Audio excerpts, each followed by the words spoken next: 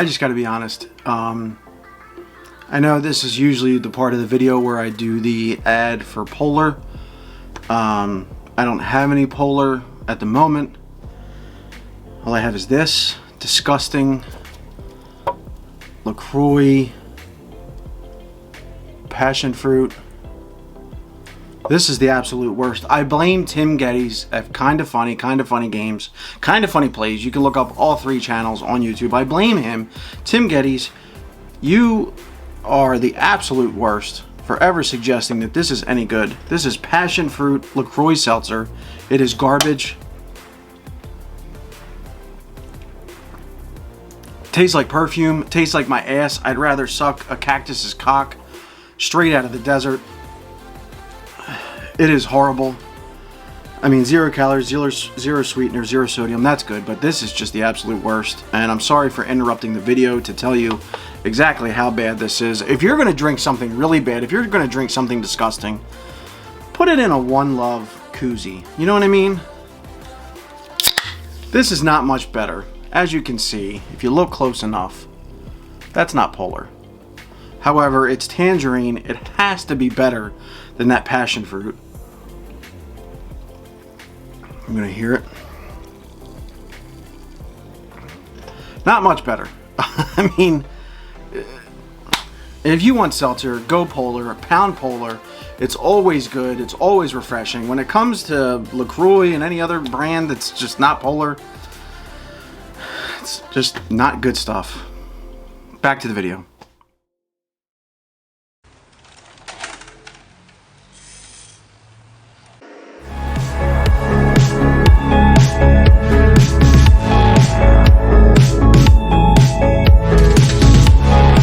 Everybody, professional wrestler, comic book collector, video game enthusiast, Zach the Ripper Comics here, and I'm a little bit in more of a chill mode today because this is the start of a new series that I wanted to do here on YouTube, and I don't want to be all rambunctious and have hot takes and all that like I do on my normal stuff around pro wrestling, video games, and comic books. This is more of a flashback, a look back into my childhood, my history with comic books, video games, and professional wrestling. And this is going to be called Weekend Rentals, where I go back and I choose a game or a movie that I have a specific memory of renting as a kid and what it meant to me and what surrounded that memory of that video game. And I shot the pilot episode almost a month ago at this point. The footage got messed up. I had to reshoot it, and then when I uploaded it to YouTube, YouTube found some errors in it and it just deleted itself.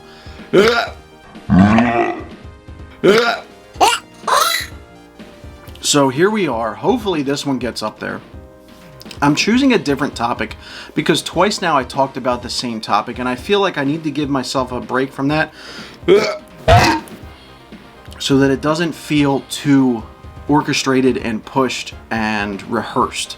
These are not rehearsed. I have no notes. We're only going to be using my memories for the flashback for the Weekend Rentals. And as always, I do have the Zach the Ripper Comics family with me. He is in the cup. I'm going to ignore him. We have Yarnold, his main squeeze, Yarnlanda. Of course, their little one, their pupster, the Yarn Dog, chilling with the Sega Genesis. And as you can see, the reason for the Sega Genesis is that this episode is going to focus around the Sega Genesis a little bit. I was lucky enough to get it from Santa as my second video game system as a child. The first being the NES, the Nintendo Entertainment System, which I'm sure many people my age, that was their first system. When Sonic the Hedgehog came out, my expectations for video games completely changed. Before, we had some amazing classics on the NES that moved fast, or at least we thought so. And the Sega Genesis came out, for those of you overseas in Japan, Europe, the Sega Mega Drive came out here in the United States. And so it was, late in the 20th century, that a pox fell upon the land, a plague of home videos that were limited in intelligence. There was brain drain, and terminal boredom swept the countryside. The maker looked down and was not pleased by what he saw and said, "This is not good."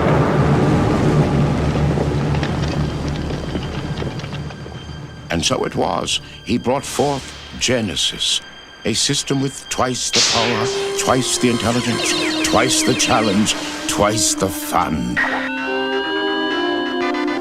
Only a chosen few were called forth to experience this new dimension of high-definition graphics and stereo sound.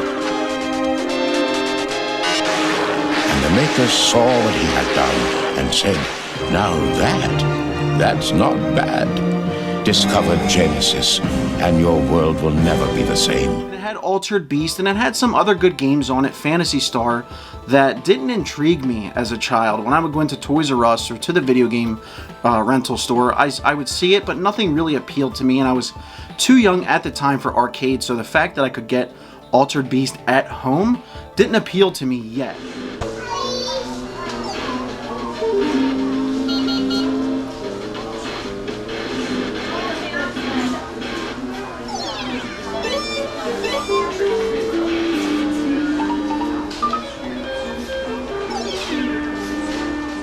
It was then that I saw the Sonic the Hedgehog commercial, and my mind was blown, as was a ton of other kids. And then they gave us the Nintendo Don't advertising, the blast processing advertising that we got, and our minds were blown with Sonic the Hedgehog. Danita Stokes, president of HAG. It's bad enough that Sega Genesis has the most 16-bit games, but this new Sonic the Hedgehog, oh, he really does my doilies.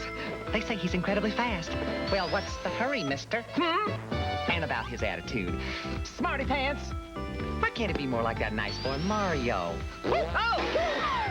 Little brat!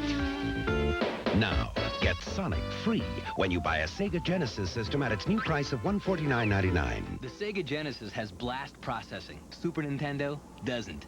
So what's blast processing do?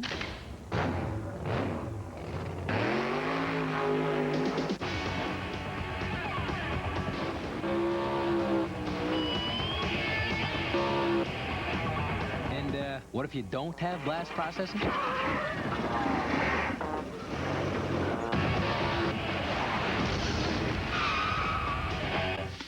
So I was lucky enough to get it for Christmas from Santa, and I was blown away. It did come with Altered Beast, which I learned to love, and of course, Sonic the Hedgehog. So my friends and I all on the street, one particular by the name of Rod Gorley, who I'm still friends with on all social media today. I just literally spoke to him today around this video and around the topic that I'm going to talk about. We all got a Sega Genesis, and of course, my brother who's been on the show, he played it with me. My other friend who's been on the show, Anthony Ushak, we were all able to get Sega Genesis, Sega as a kid, and we all got the Sonic the Hedgehog games, and we're completely blown away by this. So 1993 comes, a fantastic year for a ton of reasons. However, in 1993 in Northeast United States, in the Pennsylvania area where I lived at the time, we got a horrific ice storm. It was kind of like a blizzard mixed with sleet all at the same time. It was absolutely horrific.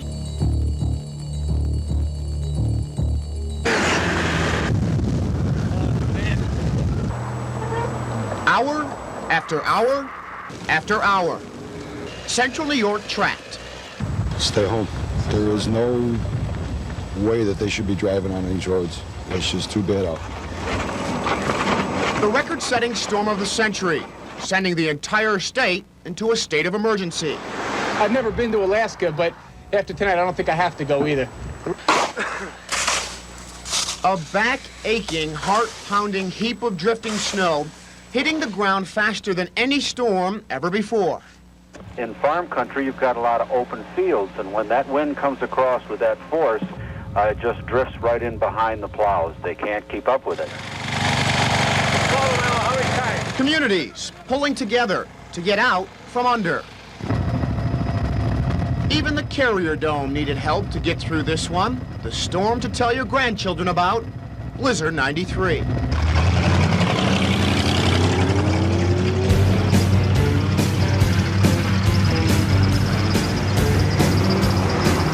No one is supposed to be driving. However, those who were had a time of it. Thankfully for some, there was a helping hand. But the snow just kept coming, and so did the wind. What better way to get the morning errands done? The malls are shut down, and so many other stores too. This ice storm, it was huge at the time. Phone lines came down, it halted work. Everybody was out. It was an absolute catastrophe as far as natural disasters are concerned, and not earthquakes during typhoon. The cool thing is, for us kids at the time, we were out of school for an extra couple weeks following Christmas because of this ice storm. And with that, obviously, we played the crap out of our Sega Genesis, Sega. And along with that, where I lived in this community was about a 20-minute walk to a local shopping center. And in that shopping center, there was a West Coast Video rental store. Another West Coast Video celebrity impression. Why is West Coast Video #1? Today we'll talk to another famous West Coast Video customer to find out why he rents movies from West Coast Video. Yes, I knew that, you fool. West Coast Video's unique computer system gets me in and out quickly. And with my West Coast Video card, go to any location, I can choose from over 500,000 movies chain-wide. When it comes to renting movies, West Coast Video does not minky around, you know. Wherever you are, there's a West Coast Video near you, and more on the way. A video den rental store. There was a pizza shop called New Station Pizza. There was a comic book shop, my first comic book shop, Comic World. There was an ice cream shop, a candy store, a supermarket, all kinds of stuff in the shopping center. And as a kid, everything that I would need in the shopping center was there. So my friends and I, even as little kids, 6, 7 years old, would walk up to the shopping center all the time. And the one particular memory from 1993, during that ice storm, was walking up to the shopping center, and the snow plows had plowed the snow so high that we could climb these snow mountains and literally reach the top of a parking lot light. You know, the ones that are probably, I don't know, 100 feet in the air. We were able to climb these mountains, touch the top of the light. We thought it was the coolest thing in the world. And you know what? As an adult, I'd probably do the same thing again.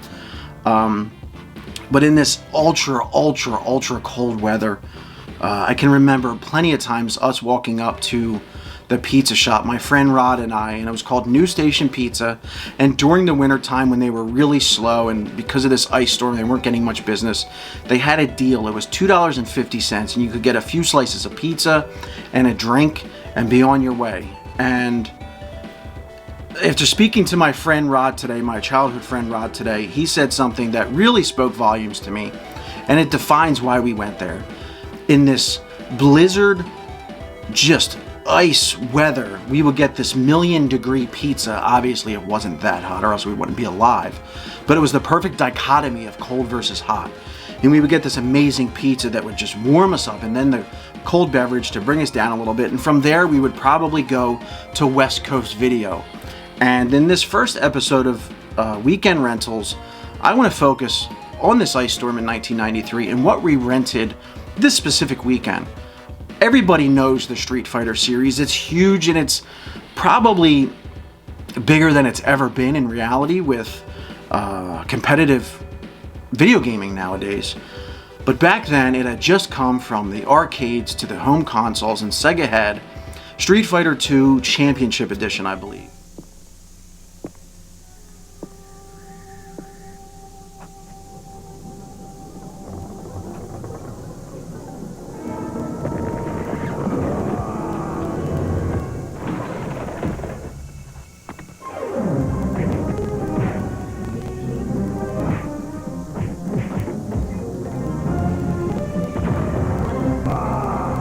So when we would go into West Coast Video, as kids, you always saw that all the top games you wanted were totally sold out. Already rented. There was no chance, because I'm sure teenagers and adults knew exactly when these games were coming out. We didn't as kids. We had our Game Pros, we had our EGMs, we had our Nintendo Powers to tell us about games in the quarter that they would release in. But for us, it was just a matter of going to the video game rental store or the video rental store and seeing a new game. So we never got to get the best games. It took me years to rent Mortal Kombat for the first time because it was always out. And these stores only had like one copy of each. It wasn't like the later years of Blockbuster where you had a plethora of one specific title. It wasn't like that back then. So we walk in there expecting to rent probably something really awful. Maybe Splatterhouse for the millionth time or something like that. Great game. It just gets really played out over time, and especially after you played Mortal Kombat and saw the grotesque fatalities that you could do in Mortal Kombat, Splatterhouse wasn't all that impressive anymore. So we rent Street Fighter II Championship Edition, and we're very excited because we've heard about it, we've seen it in magazines. We never got to play Street Fighter 1 because a lot of people don't know the original Street Fighter wasn't Street Fighter, and it wasn't the game that we came to know and love. It was very different. That's a video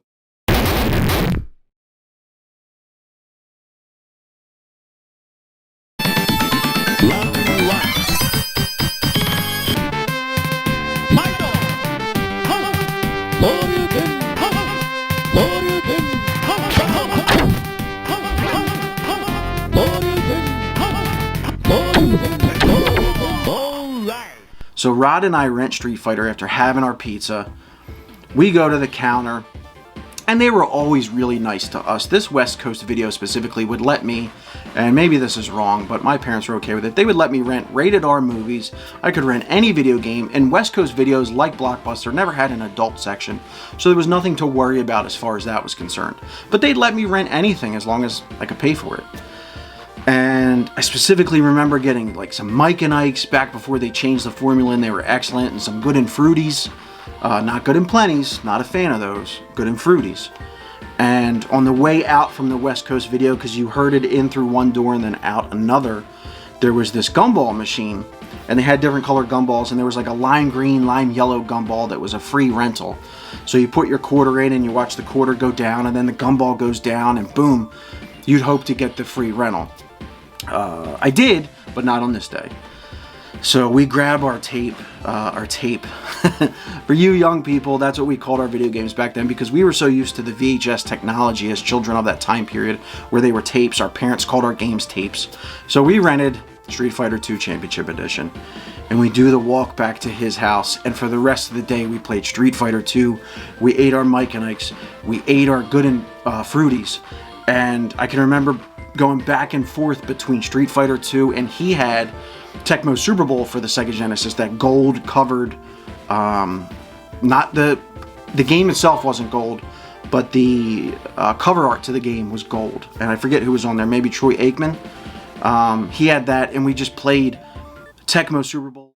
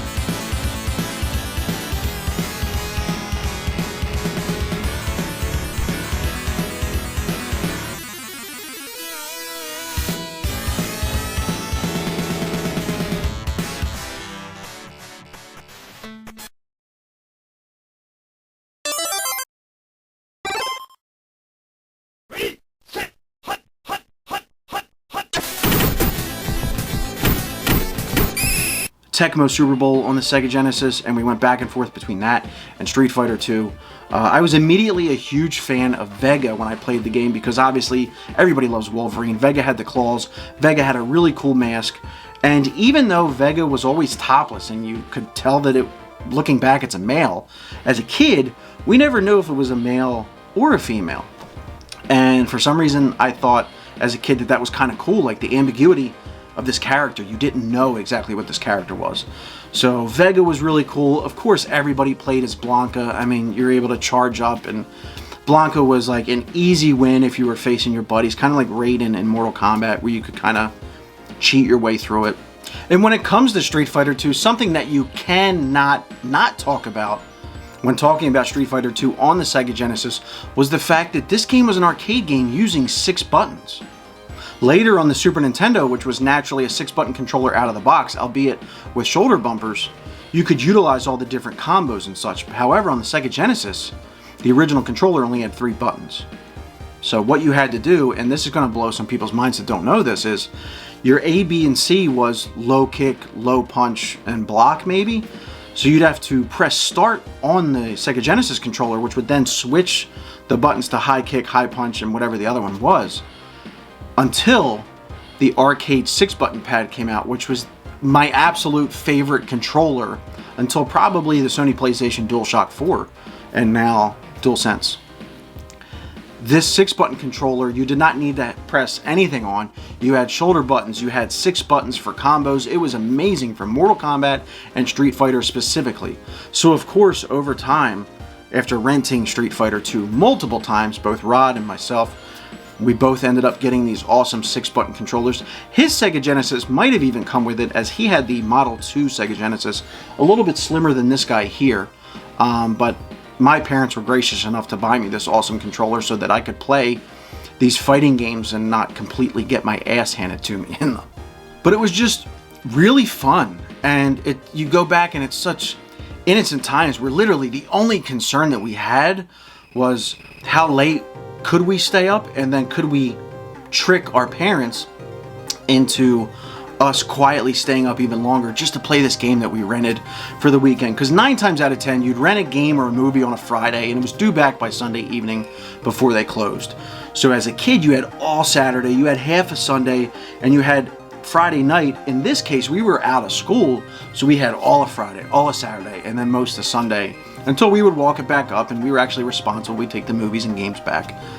But it was just a fantastic time. And today in the Northeast where I am at the moment, it snowed here today, and I was walking one of my dogs, and just the feel of the snow, the look of the snow, the smell that was in the air, it took me back immediately to this memory in 1993, which is 28 years ago at this point, which is wild to think about.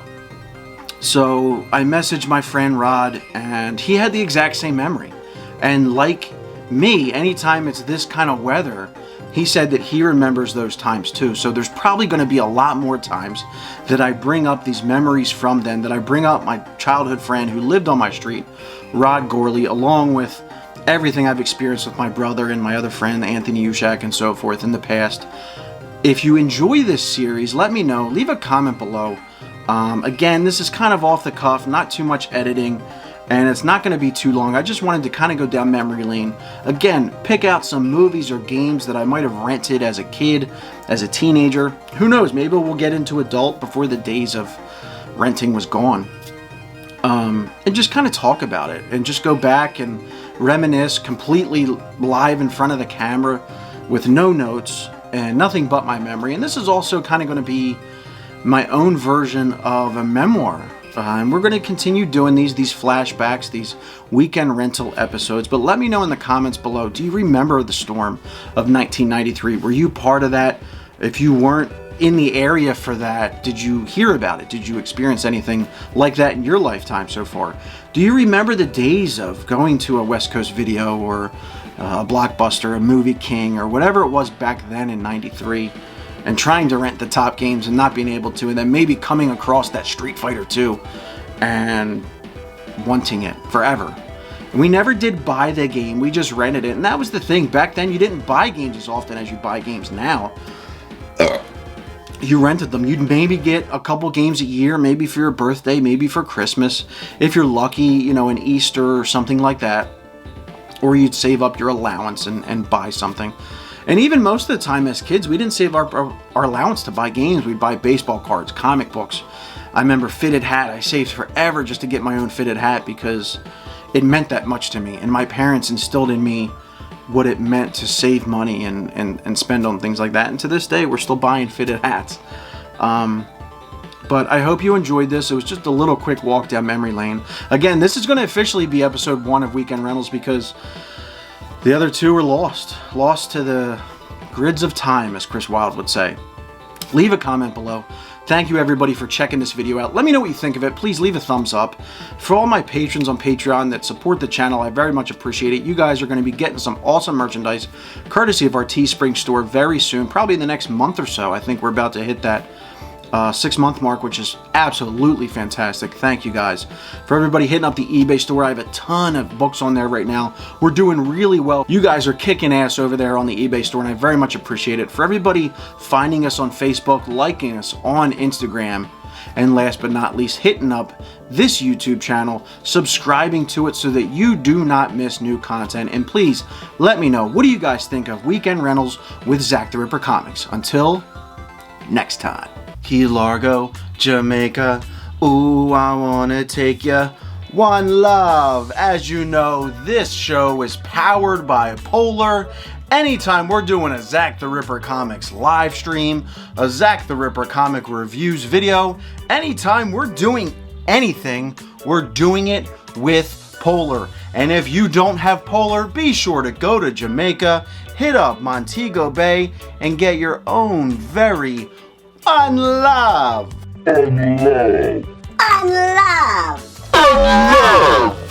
koozie to hide anything you might be needing to hide. You know what?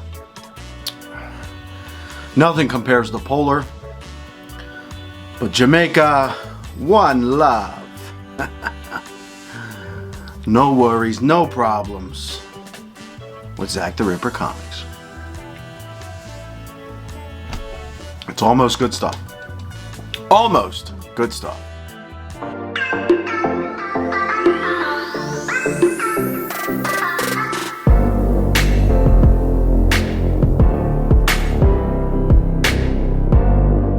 The Yard Dog chilling with the Sega Genesis, and the reason the Sega...